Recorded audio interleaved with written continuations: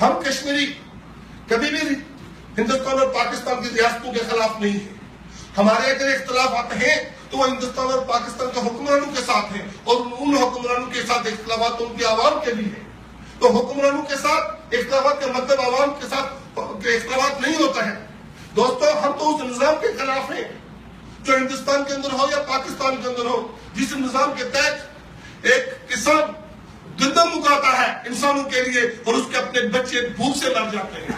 ہم تو اس نظام کے خلاف ہیں جس نظام کے اندر ایک مزدور کپڑے بنتا ہے اور اس کے اپنے بچے ننگے پھرتے ہیں. ہم تو اس نظام کے خلاف ہیں جس نظام کے اندر مزدور جو ہے وہ ہسپتال تعمیر کرتے ہیں لیکن اس کے اپنے بچے جو ہے وہ علاج نہیں کروا سکتے اور ریڑیاں رگڑ رگڑ کے مر جاتے ہیں. ہم تو خلاف ہیں اس نظام کے جہاں ایک مزدور سکول بناتے ہیں لیکن اس کے اپنے بچے جو وہ ان پڑھ رہ جاتے ہیں. ہم اسلام کے بھی خلاف نہیں ہیں. ہم سمجھتے ہیں کہ مذہب انسانوں کا روح ہوتا ہے, لیکن ہم مذہب کی آڑ میں بچوں کو قتل کرنے کے خلاف ہیں. ہم مذہب کی آڑ میں تجارت کے خلاف ہیں. ہم مذہب کی آڑ میں دہشت گردی کے خلاف ہیں. ہم مذہب کی آڑ میں فرقہ پرستی کی بنیاد کے اوپر, شیعہ سنی کی بنیاد کے اوپر لوگوں کو قتل کرنے کے خلاف ہیں. ہماری بڑی کلیئر کٹ سوچ ہے. ہم تو یہ بھی دوستوں سمجھتے ہیں کہ ہندوستان کے 1 ارب اور 42 کروڑ انسانوں کی آزادی ہماری آزادی کے ساتھ جڑی ہوئی ہے, جو غلام ہیں. جہاں 5 کروڑ عورتیں جو ہے اپنے جسم بیچ کے گزارا کرتی ہیں, جہاں کلکتہ اور بمبئی میں بچے سڑکوں پہ سوتے ہیں. ہم تو سمجھتے ہیں کہ ہماری آزادی ان انسانوں کی آزادی بھی ہے. ہم تو یہ سمجھتے ہیں کہ پاکستان کے 20 کروڑ عوام جو غربت کا شکار ہے, جو جہالت کا شکار ہے, جو فرسودگی کا شکار ہے, جو وہاں کے جنرلوں اور وہاں کے سرمایہ داروں اور جاگیرداروں کے غلامی کا شکار ہے, ہماری آزادی تو ان کی آزادی کے ساتھ جا کے جڑی ہوئی ہے. ہم یہ بات بھی سمجھتے ہیں کہ چائنا جس کے اندر 1.5 ارب کی آبادی ہے, اس انسانوں کی آزادی بھی ہماری آزادی کے ساتھ جڑی ہے. دوستو, ہم فطری بنیادوں کے اوپر ایک جدوجہد کر رہے ہیں, اور وہ فطری بنیادوں میں جدوجہد کیا ہے کہ دنیا کے اندر اگر 7 ارب انسان اگر دنیا کے اندر بستے ہیں تو ان میں سے آدھی دنیا کی آبادی, کیونکہ ہماری جیو پولیٹیکل اتنی امپورٹنٹ ہے ریاست جموں کشمیر کی کہ ہماری سرحد چائنا کے ساتھ آبادی کی ریاست دنیا کا سب سے بڑا ملک ہے. ہماری سرحد ہندوستان کے ساتھ ملک ہے جس نے ہماری ریاست کے اوپر قبضہ کیا ہوا ہے, اس کی آبادی 1 ارب اور 32 کروڑ ہے, اور ہماری سرحد پاکستان کے ساتھ ملتی ہے جن کی آبادی 20 کروڑ ہے. آپ اگر کیلکولیشن کریں, میرا حساب کمزور ہے چاہے, تو دنیا کی آدھی آبادی ہماری آزادی کے ساتھ اس کی آزادی منسلک ہے. اس کے برِ صغیر کے اندر ہماری آزادی کے اوپر شخص خون مارنے کا مطلب دنیا تیسری ورلڈ وار کی طرف جا سکتی ہے. اس سے ہم جب انٹرنیشنل انٹلیکچوئل سے بات کرتے ہیں, جب بین الاقوامی دانشوروں سے بات کرتے ہیں, ڈپلومیٹ سے بات کرتے ہیں, تو ان کو یہ بات سمجھانے کی کوشش کرتے ہیں کہ جناب ہماری خطے کے اندر جو آزادیاں ہیں وہ بین الاقوامی دنیا کی آزادیوں کے ساتھ بھی منسلک ہیں. اس کے کسی ایک دانشور نے کہا تھا دوستو کہ before weapons are manufactured to fight wars, no wars are manufactured to sell weapons. پہلے جو تھا فرسٹ ورلڈ وار میں, سیکنڈ ورلڈ وار میں لوگ اسلحہ پیدا کرتے تھے تاکہ جنگیں لڑی جائیں. آج کل تو جنگیں پیدا کی جاتی ہیں تاکہ بین الاقوامی سامان اپنے اسلحہ, ٹینک اور میزائل بھیج سکے. ہمیں اس طور کو بھی لے کے جب جا رہا اور دنیا کے لوگوں کو اس سے بچانا پڑے گا.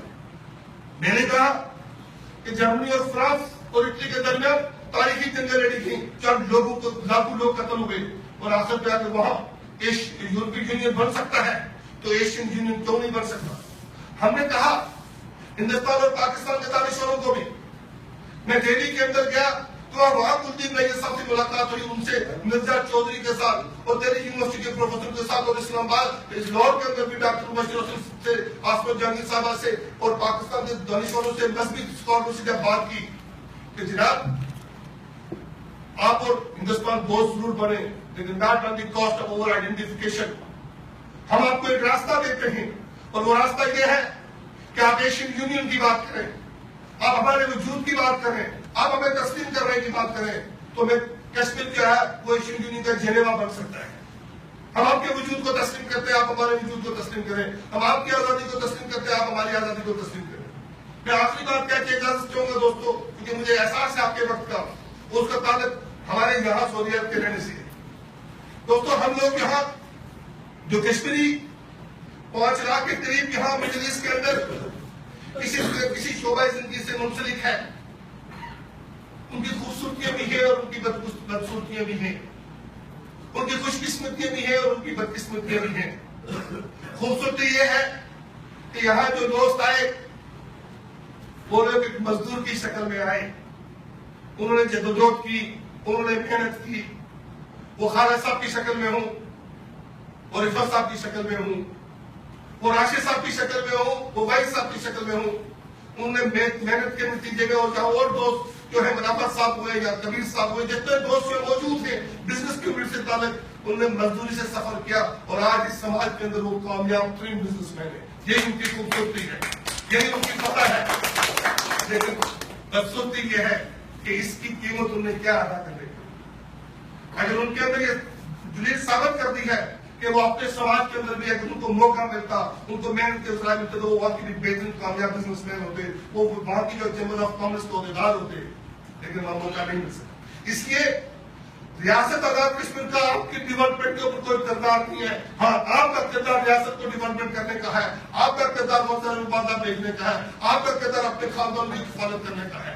یہاں کتنے ہمارے دوست انجینئر کے ساتھ بہت کم لوگوں کو معلوم ہے کہ اس وقت میں جب قطر گیا تو قطر یونیورسٹی کا ہیڈ آف ڈپارٹمنٹ ڈاکٹر معروف کیلیفورنیا یونیورسٹی کا ہیڈ آف ڈپارٹمنٹ ہے. ہی از فرام قطری, وہ اس وقت قطر یونیورسٹی کا ہیڈ آف ڈپارٹمنٹ ہے. سعود یونیورسٹی میں میرا یہ دوست الطاف, ہی از فرام حجیرہ, اور ٹیکنالوجی میں پی ایچ ڈی کرتے یہاں جو ریسرچ آفیسر ہے. باہر سے ایک تعلق رکھنے والا میرا ایک سیاسی شاگرد, میرا عزیز ڈاکٹر امتیاز, جو سافٹ ویئر میں, ہیومن سائیکولوجی اور کمپیوٹر میں پہلا لڑکا ہے جو پونچھ ڈویژن اور باغ ڈویژن اور کشمیر میں جسے یورپ سے جا کے پی ایچ ڈی کر کے وہ آج جدہ یونیورسٹی میں پڑھا رہا ہے. آج ڈاکٹر عطاء الرحمان مدینہ یونیورسٹی کے اندر نیوٹریشن ڈپارٹمنٹ کہا جائے, اس نے نیوٹریشن میں پی ایچ ڈی کی ہوئی ہے. سردار منصور جو پہلے شوکت خانہ میں ہاسپٹل میں تھا, میں جو ہے وہ جدہ کے اندر جو ہے وہ کنگ عبداللہ ہاسپٹل میں فارمیسی کا انچارج ہے, ڈاکٹر. اب ہم نے یہ دیکھنا ہے جو آپ سے گفتگو کرنے کا مقصد تھا, آج مقصد تو سیاسی تقریب نہیں تھی نہ ہے. آگے تو فکر کرتا کہ ہم نے ان بکھرے ہوئے ذہنوں کو, ان بکھرے ہوئے ٹیلنٹ کو جوڑنا ہے, اور وہ ٹیلنٹ جوڑنا پارٹی پارٹیوں کے بیرل کے اندر اور پارٹیوں کے جنگل کے اندر شاید نہ جمع ہو سکے. تو اس لیے میں اپنے دوستوں سے بات کی, دبئی کے اندر بھی بات کی, تو میں ان کو کہتا ہوں کہ یہاں جتنے بھی بزنس مین ہیں, یہاں کامیاب بزنس مین ہیں, وہ آپس میں ساتھ جوڑ کر بیٹھیں اور کشمیر بزنس فورم کی بنیاد رکھیں, اور تمام کشمیری بزنس مین اس کشمیر بزنس فورم کو رہیں. میں آگے کر کے ایک سجیشن اور دیتا ہوں. وہ سجیشن کیا ہے جس پر ہم نے دبئی کے اندر کام کیا, وہ سجیشن یہ ہے کہ ہم نے پروفیشنل فورم کی بنیاد رکھی, اور کشمیر سے تعلق رکھنے والے جتنے بھی انجینئرز ہیں, جتنے بھی ڈاکٹرز ہیں, جتنے بھی سائنٹسٹ ہیں, ہم نے ان کو اکٹھا کیا, اور اکٹھا کرنے کے کشمیر پروفیشنل فورم کے اندر آپ جمع ہو جائیں. ہم نے دبئی کے اندر کشمیر جرنلسٹ فورم کی بنیاد رکھی, اور آج وہاں 25 سے زیادہ صحافی جو ہے وہ جموں کشمیر جرنلسٹ فورم کے پلیٹ فارم کے اوپر سے صحافت کر رہے ہیں, اور وہاں صحافت کے اوپر تربیتی ورکشاپیں ہوتی ہیں.